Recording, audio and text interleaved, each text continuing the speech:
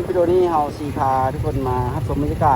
าศทางบุญช่วงเหนือเนาะว่าบรรยากาศจะเป็นแบบไหนเนาะตอนนี้เขาอยู่กันที่ทางถนนบันเวอยู่ที่ถนนสุภานุวงศ์เนาะทุกคนเนาะนี่เขาอยู่กันที่หน้าวัดปงตื้อมหาวิหารเนาะจะพาทุกคนมารับชมบรรยากาศตามเส้นทางเนาะว่าบรรยากาศจะเป็นแบบไหนเนาะอันนี้ก็จะเป็นสถานีรถเมล์เนาะเพื่อนเอาออกแล้วหนึ่งคนเนาะเอาออกแล้วเอาออกทันอยู่เนาะแต่ว่ายังเปิดการสัญจรบ่ได้เนาะเพราะว่าเพิ่นปูซีมังปูคอนกรีตใหม่ทับใส่ให้มันเรียบแล้วก็ให้มันแน่นก่อนแล้วจึงจะเปิดให้รถเที่ยวได้เนาะมาเบิ่งบรรยากาศกันทุกคนว่าผู้คนจะมาลิ้นบุญหลายสมัยเนาะตามค่ายทางฝั่งนี้ไปนี่เพิ่นจะบ่ให้รถเข้าไปได้เลยได้นี่รถจะจอดอยู่แถวเส้นนี้เนาะระหว่างเส้นนี้แต่บุหัวาเส้นทางเข้มของหันเพิ่นจะเปิดให้เที่ยวหรือบ่เนาะเอาก็ยังบ่ทันได้เห็นเดี๋ยวจะไปพร้อมๆกันว่าจะเป็นแบบไหนเนาะบรรยากาศเนาะบนจุดฝากรถนี่ก็หลายได้ทุกคนเนาะรถจักรกินภายในวันเลยเด้อรถจักรกินภายในวันเลยรถจักรกินภายในวันเลยเด้อ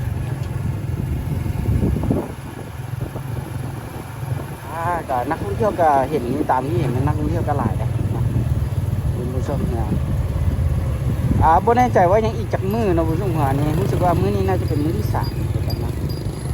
อันนี้บรรยากาศตามเส้นทางนะ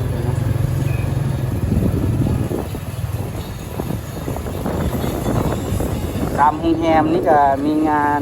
การจัดบูธจัดพกสองกันเนาะทุกคนเนาะ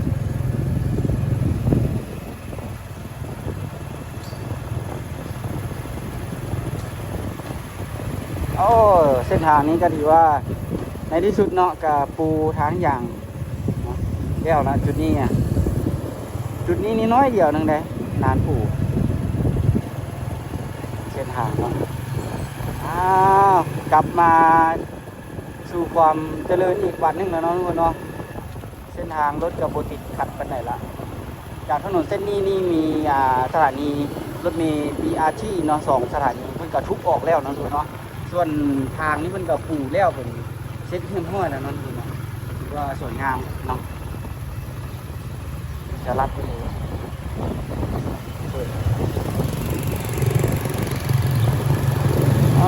ปูยางงามเลยปูพร้อมกันเนาะสีมันก็เลยต่างกันนิดนึงเนาะตัวที่สีจางๆนี่มันก็ถือว่าปูโดดแล้วตอนนี้เรามาฮอดหัวคำแล้วนะเนาะเดี๋ยวเราจะขี่ไปอีกน้อยนึงแล้วก็จะลองโค้งบึงทางของหมอสดว่าโค้งทางของหมอสดขี่ลงไปบ่รู้ว่าจะไปได้หรือบ่เนาะทุกคนเนาะก็จะลองขี่ไปเบิ่ง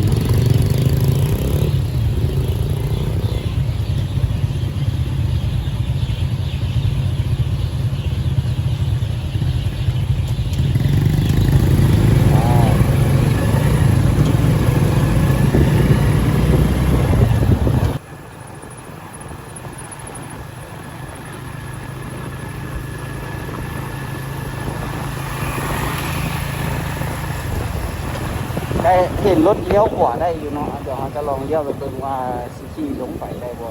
เส้นด้านนี้ก็คาดว่ารถจะติดหนักแหงเนาะเดี๋ยวเราจะค่อยๆตูดๆไปเบิ่งว่าจะไปได้เท่าไหร่เลี้ยวขวานี่เนาะเป็นเลย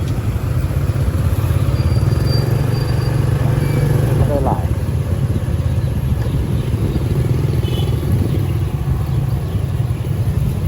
บรรยากาศเนาะบุญช่วงเหนือวัดจันทร์นะทุกคนเนาะ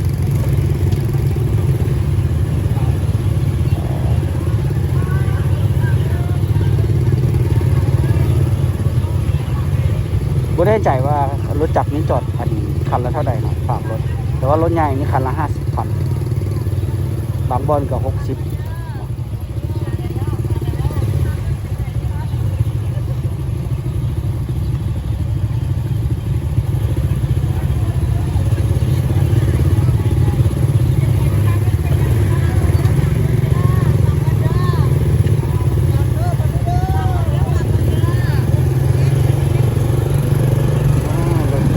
ทางนี้มันคงโล่งเลย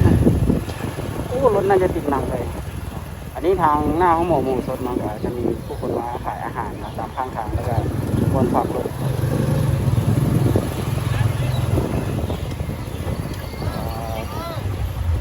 ตามที่เบิ้งแล้วน่าจะไปบ่ได้นะคุณมันตันนี่แหละแต่ว่าตันอยู่เนาะ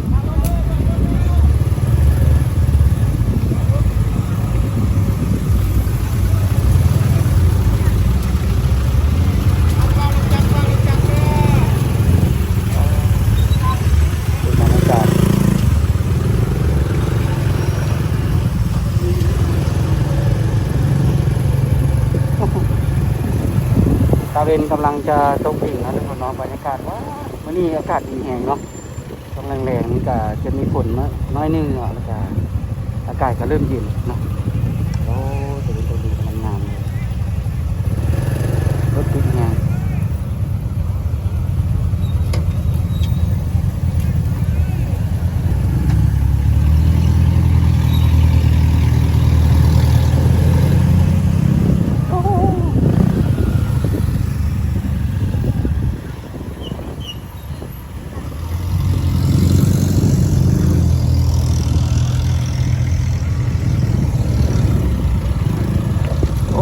บูธ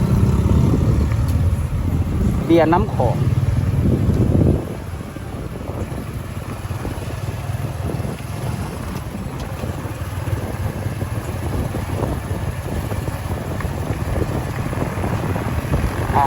รถก็จะขี่ได้จะประมาณนี้นะทุกคนเนาะก็ถือว่าบ่ค่อยแออัดหลายปานไหนเนาะบ่อนจอดรถก็หลายบ่อนหลายจุดอยู่ที่เป็นบ่อนจอดรถบ่อนฝากรถจอดรถนี่ก็หลายแห่งอยู่เนาะก็น่าจะจอดได้บ่ค่อยติดขัดปานไหนเนาะ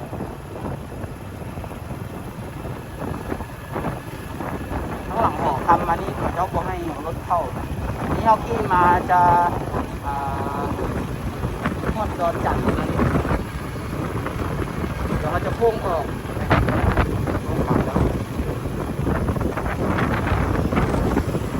คนออกกำลังกายคนนี้ออกกำลังกายแบบเนาะ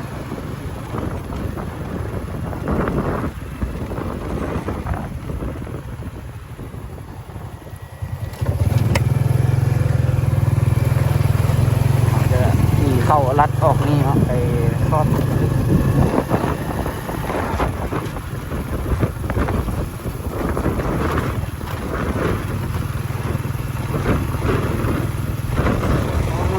ลมแห้งนะนี่การเป็นผมแน่ใจว่าจะมีฝนตกอยู่บ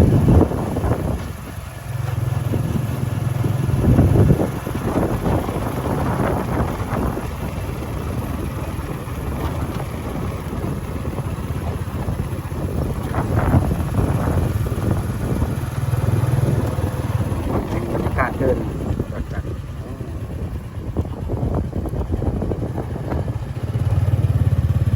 ตึกดอนจันทร์โอ้ดอนจันทร์พาไป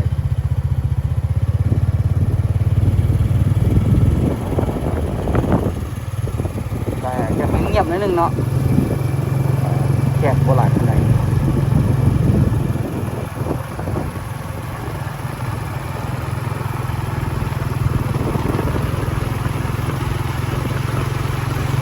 ยังบ่ทันได้ลงไปย่างลิ้นเบิ่งบรรยากาศทางเข้มของให้เนาะว่าเป็นยังไงเนาะทุกคนเนาะก็น่าจะเป็นมื้ออื่นประจำนะมื้ออื่นจะลองมาย่างเบิ่งนะก็บ่ค่อยช่วงนี้ก็บ่ค่อยได้อัพคลิปโดนหลายนั้นก็เนาะก็ห่างโดนอัพคลิปนึงโดนอัพคลิปนึงเนาะก็ขอโทษขออภัยนำเนาะทุกคน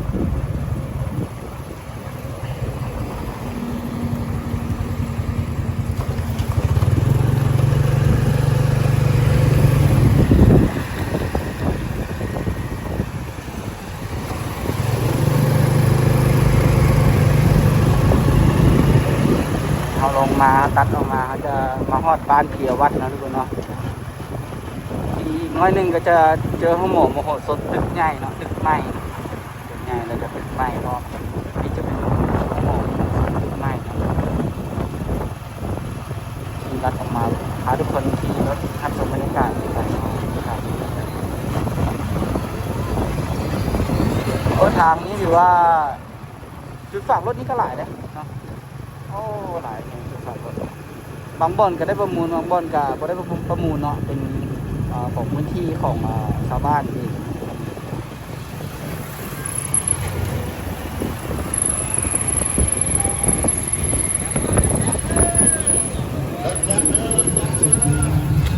ที่เขาก็ที่มาจุดนี้เนาะคนบัวให้เข้าไปก็มีตำรวจยามอยู่เนาะแต่ละจุดแต่ละห้อมที่ตัดมาทางลงไปแถวโซนกระเจ้าขายเครื่องเนาะรถติดคนก็กำลังทยอยมานะทุกคนนอนมื้อนี้อากาศก็เลยร้อนหลายแล้วก็อากาศเย็นๆนิดนึงเนาะคนเขาเจ้าก็กำลังทยอยมาเนาะบางคนก็คือว่ากำลังเริ่มคนหลายแล้ว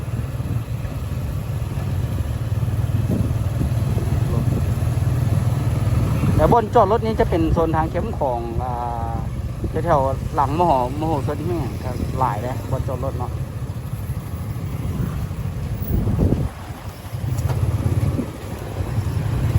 ตอนนี้เขาได้ขี่อ้อมทางหน้าของมโหสถนะฮะจะตัดออกไปทางใต้มือเนาะไปทางถนนสามเสนไทยแบบ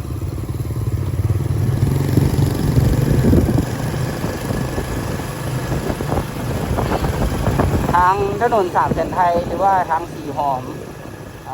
เซ็นเตอร์มันแกน่าจะค้นหลายแล้วเนาะน่าจะค้นหลายจะขี่ไปทางนั้นเนาะ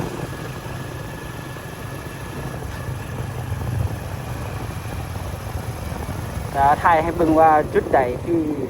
บอนจอดรถแล้วก็จุดใดที่รถอัดหลายจุดเนาะ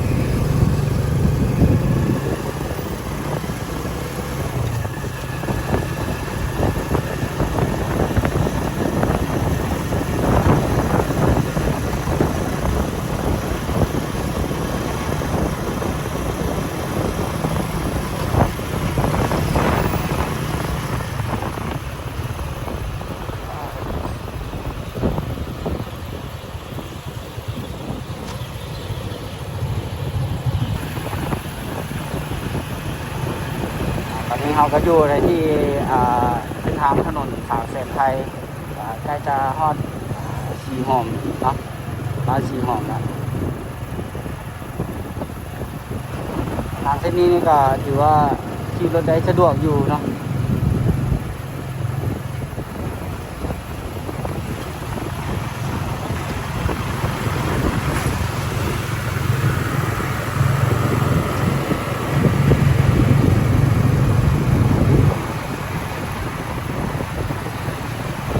แต่น่าจะใกล้ๆฮอดไฟแดงคนไหนเนาะใกล้ๆฮอดไฟแดงน่าจะคนหลายนิดนึงเนาะแต่นั้นเริ่มเห็นแล้วเริ่มเห็นคนโบกรถผู้จอดเนาะบอลฝากรถเนาะ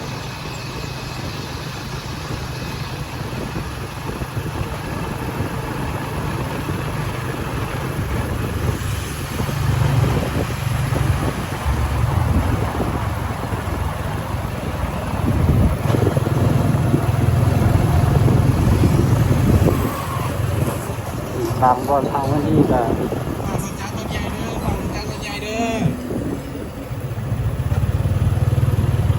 เจ้าคือบุติดราคาเนาะมันบ่มีราคามาตรฐานหรือว่าจังไหนเนาะบ่ฮู้ว่าราคามาตรฐานนี้เท่าใดแถวนี้รถก็จะติดน้อยนึงเนาะทุกคนเนาะ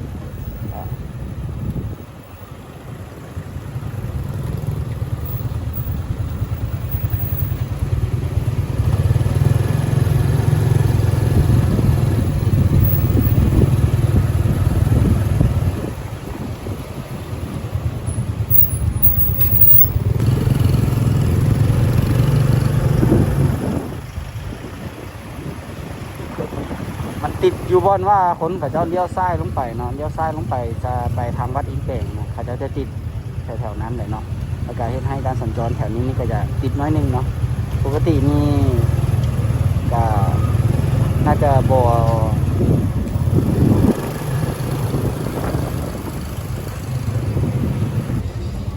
ก็ยัง ไหลไปได้เรื่อยๆเลย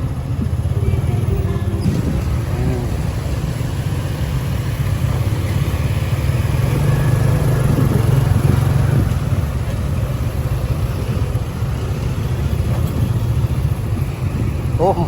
เขาเจ้าลัดเลยเนาะบนนี้เขาเจ้าลัดม้วนเขียวกันเลยทางเลี้ยวไปทางสีห้องทางเข้าสีห้องนี่เขาเจ้าจะบนให้เลี้ยวไปเลยเนาะถือว่าเที่ยวโบได้เลย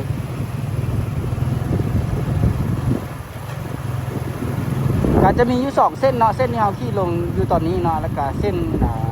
สุพรรณวงศ์เนาะขี่ลงไปเลยเนาะขี่ลงไปทางขโมโม่สดก็จะไปเลี้ยวอยู่บนทางขโมโม่สดทุกเก่าไปเลยเนาะเลี้ยวทางนั้นจะมีบนฝากรถอยู่ทางเข้มโขงนอนหลายแต่สะดวกเลยอยู่บนท่านเนาะจะถือว่ากว้างอยู่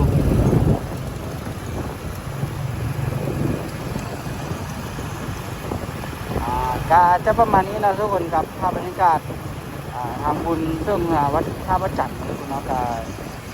อาจจะถ่ายจะประมาณนี้เนาะสำหรับเส้นทางก็เพิ่นจะตัดไว้หลายจุดอยู่เนาะถือว่ารถโบติกเนาะถือว่ารถโบติกถือว่าไปมาได้สะดวกอยู่เนาะกับสำหรับบางเส้นทางก็ไปติดโดนน้อยนึงเราก็บ่เดินโดนหลายชูกันกับ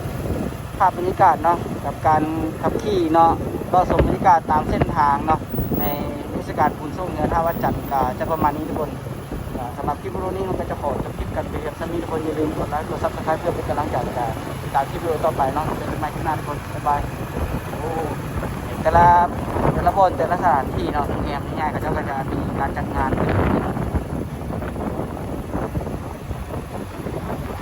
บนฝั่งรถบนจอดรถนี่ก็หลายบนฝั่งรถบนจอดรถนี่ก็หลาย